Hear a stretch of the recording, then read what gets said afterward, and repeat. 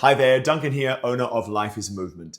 A GP friend of mine who fortunately shares my philosophy on using exercise to maximize health and longevity recently sent me this graph, and I thought it'd be really valuable to share it with my patients and anyone else who might be interested in this topic.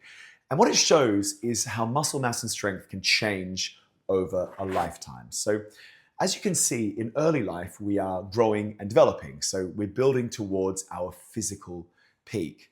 In adulthood, 30s and 40s, we work to maintain that peak. Then, of course, as we age, the aim becomes to minimize what is still an inevitable decline. But here's the key takeaway.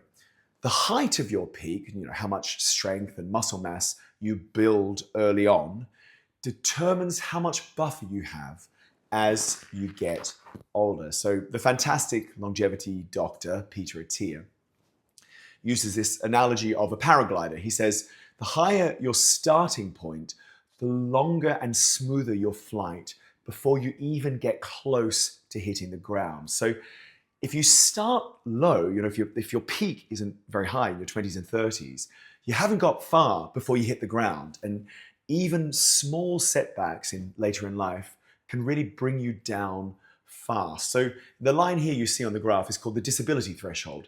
It represents the level of muscle function below which everyday tasks, things like, getting out of a chair and climbing up and down stairs and things like that, start to become really difficult or even impossible. So what's really striking is how much variation there can be between people as they age. Some people lose strength really quickly and drop below that line far too early.